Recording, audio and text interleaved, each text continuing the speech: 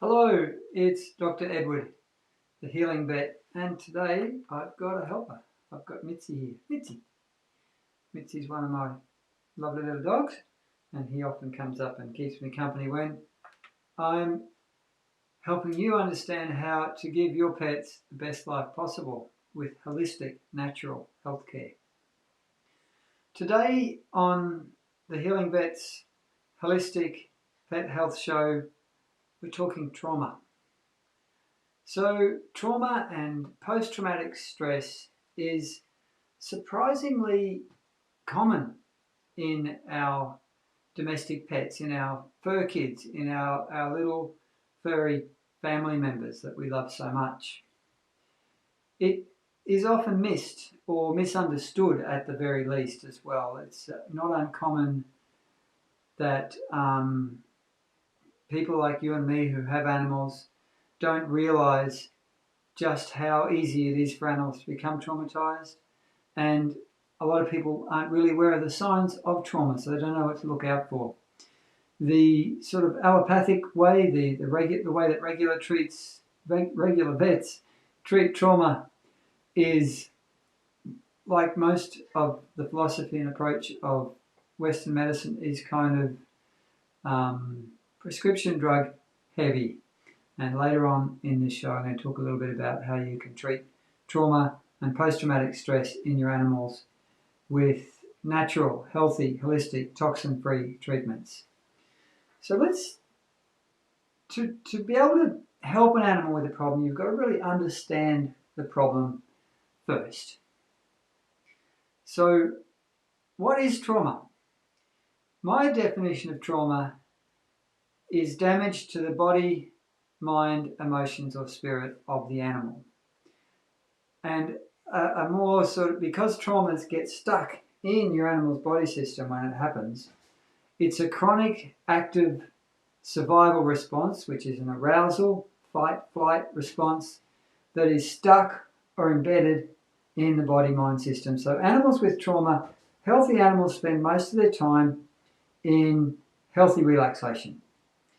So say you've got an animal that's been going along, having a normal life, and they have a traumatic event. What that traumatic event does is go bang, shoots the animal into severe arousal, what you might call hyperarousal, a real survival response, an extreme fight-flight response.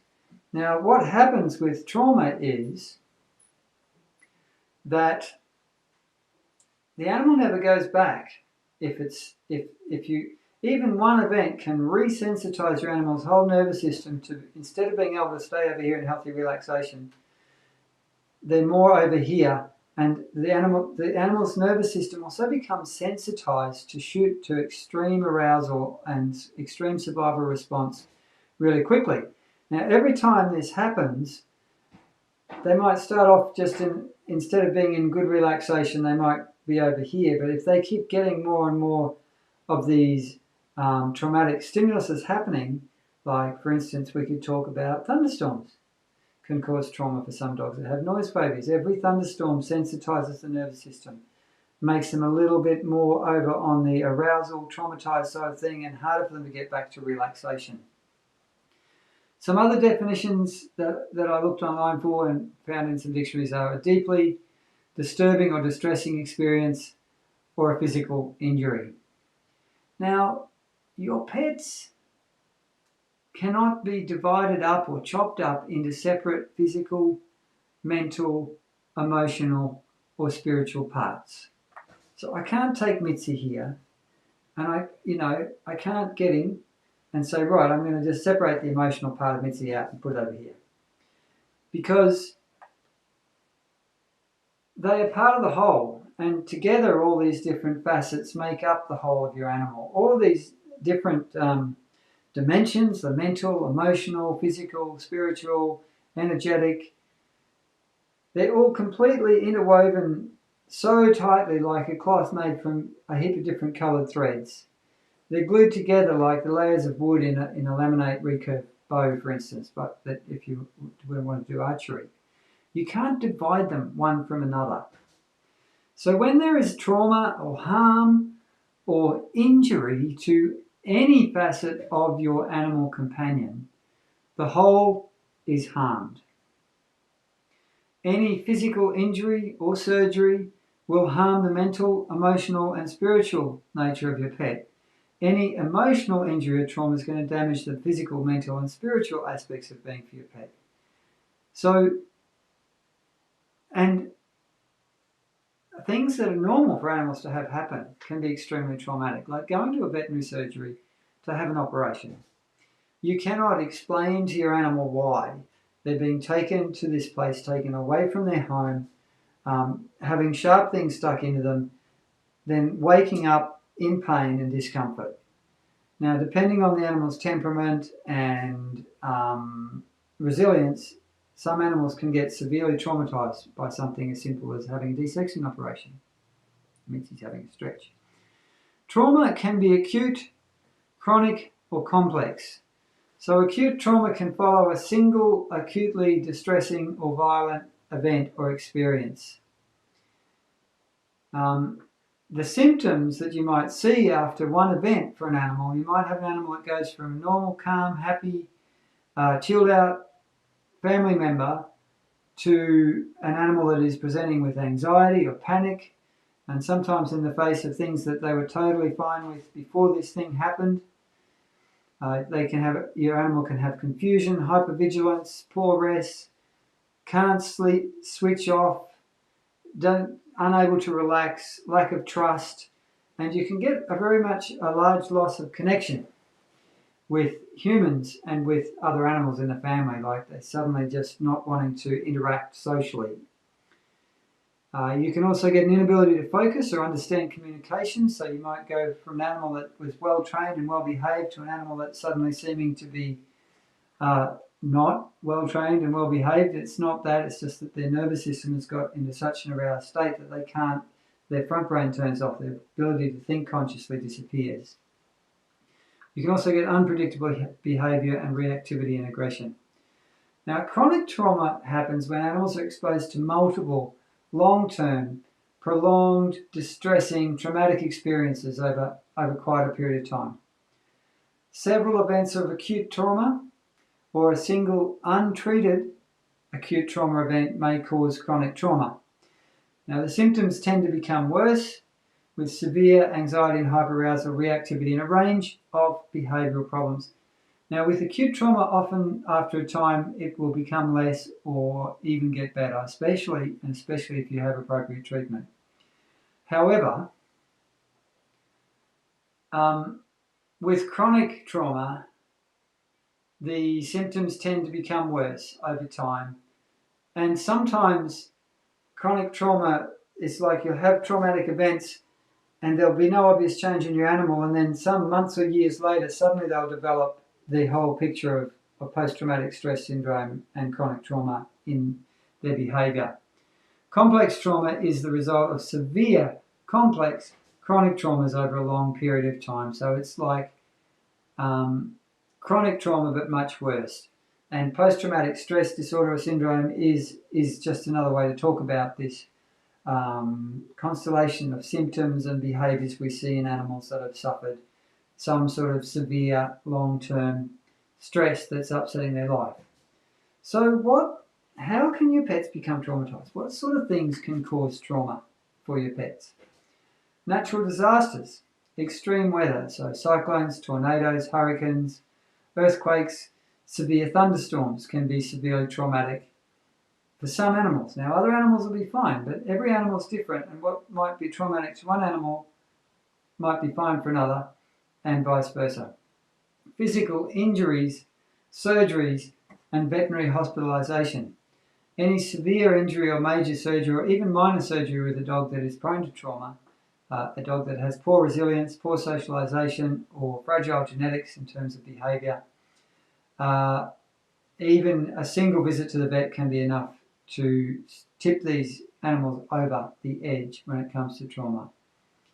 Abandonment and neglect are awfully traumatic things to do to animals. So animals who have been dumped by their people, animals who have been neglected, left alone in a cage or backyard without human contact and touch, or without social contact and touch from from other animals.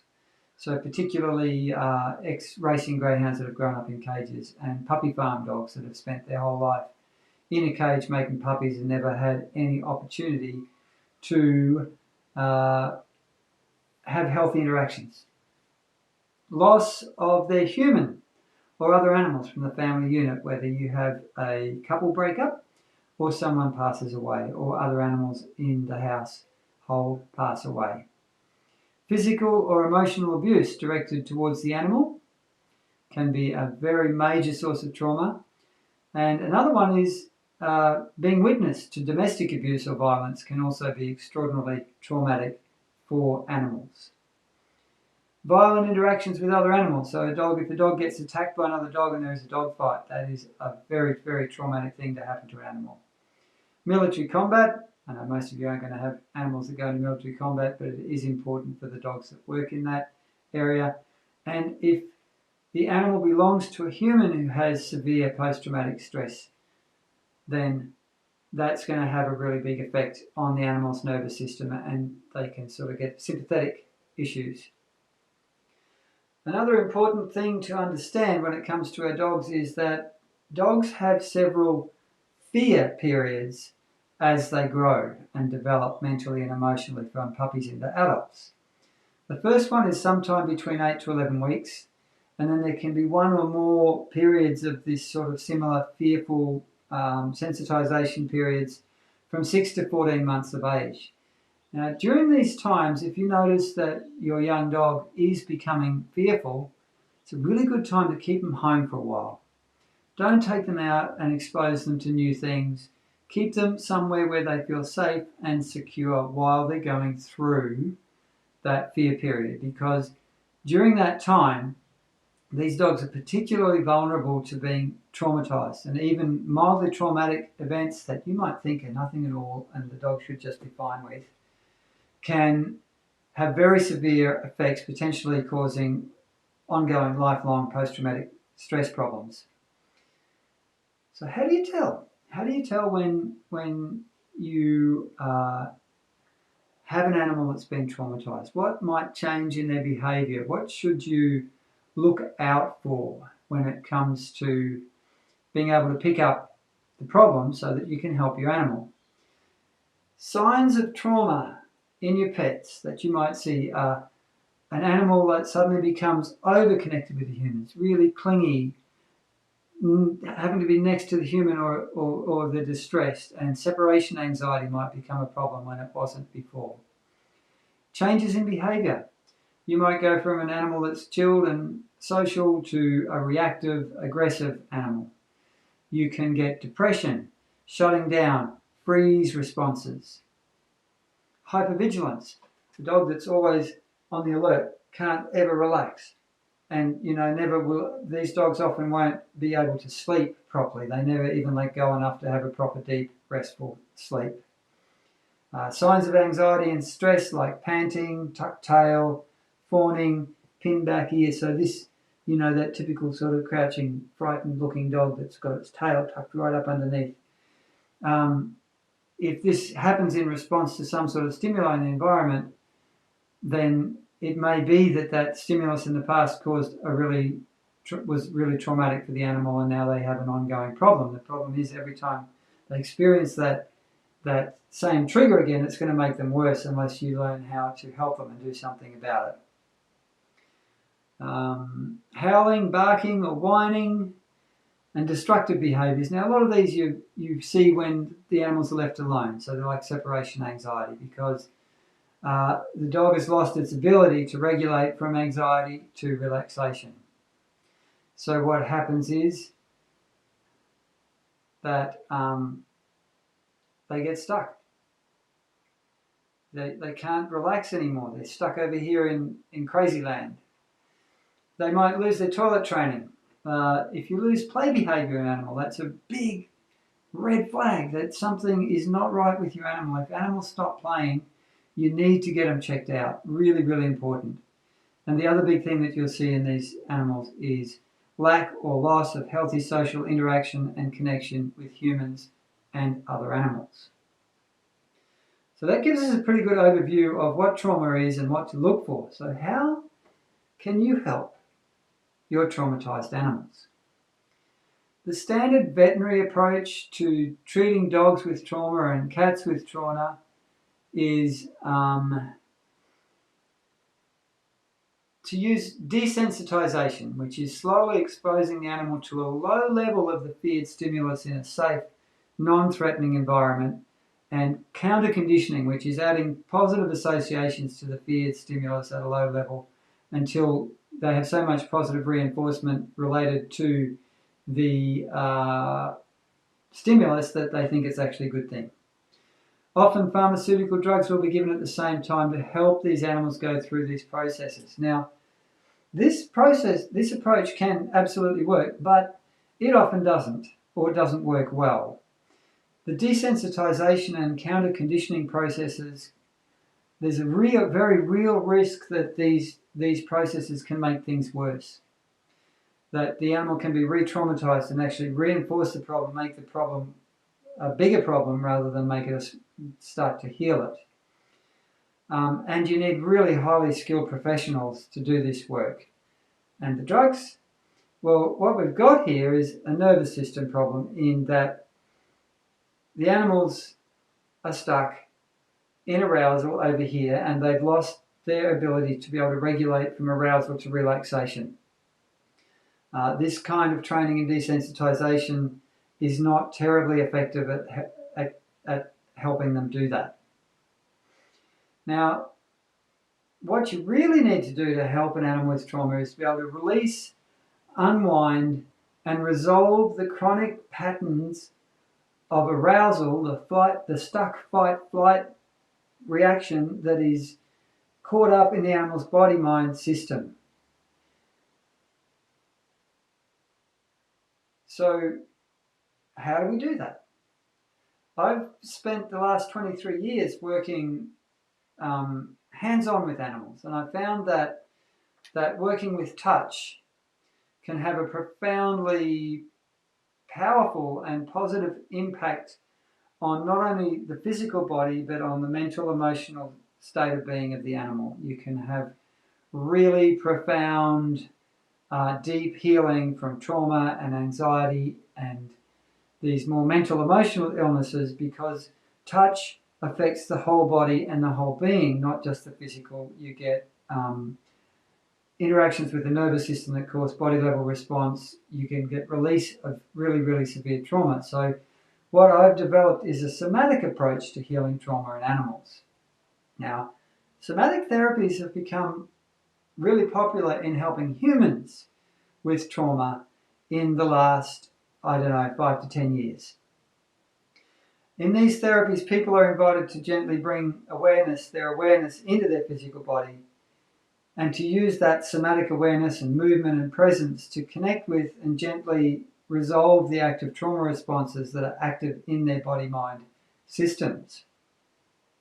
So how can you do this with dogs and cats? Because you can't exactly say, hey dog, bring all your attention into your body.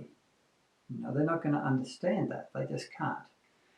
What you can do is by way of touch. So if I get Mitzi here and I'm touching him, my touch, especially if it's firm touch and deep pressure, is going to bring his awareness into his body naturally. And I have seen with intentional touch, with loving touch, and with the whole energy body balance method, which is a healing bodywork modality for pets and people and horses that I've developed over the last 23 years in practice, you can really see some amazing improvements in dogs after bodywork treatments. I've seen a 12-year-old greyhound, for instance, an ex-racing dog with a lot of trauma and pain, start playing with toys for the first time in his life after having a series of whole energy body balance treatments. I've seen stacks of rescue dogs come out of their shells and become more confident and happier, more playful and more wanting to be connected and interacting with their humans after this sort of body work. You often don't know how much trauma is sucking the joy out of your animal's lives until after they've had the treatments and you see the improvements. And intentional touch helps because it causes a really strong body level relaxation. So you've got a dog in arousal, you do the body work, it moves them over to relaxation. Now, of course, their mind isn't involved in this process. It's a body level response. And what happens then is that their mind goes, oh my God, I'm relaxed, I'm going to die. And they will often pop themselves back into arousal. So you just have to keep doing the body work. And they'll pop, and over time, they'll get better and better at staying for longer in deeper relaxation until you have a dog that can actually totally switch off and get back to themselves and let go of that awful suffering that post-traumatic stress brings to animals. And I've popped the link in that you can go and see the companion blog post if you're interested in learning more about whole energy body balance. Pop into the link or pop into thehealingvet.com and message me and I'll give you some information. But you can learn how to help traumatized, anxious pets with web bodywork very quickly. And touch, once you've learned how to do it, it's free, it's highly effective, totally safe, no drugs. And I'd love to help you. If you've got an animal that is anxious or traumatized, I've seen so many traumatized animals come back to their true and lovely selves with this work.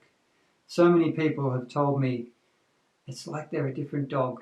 They're playing again, they're doing all these things they haven't done for ages. So you can help animals with trauma a lot, and I encourage you to learn how to connect with loving touch and come and join the Whole Energy Body Balance family to be able to help your traumatized animals come back to themselves and let go of the pain and suffering that goes with that. Okay, thank you everyone for listening, whether you're on Facebook or YouTube or wherever. I hope you have a lovely day with your pets, and we'll see you back next week for the Healing Vets Holistic Pet Health Show.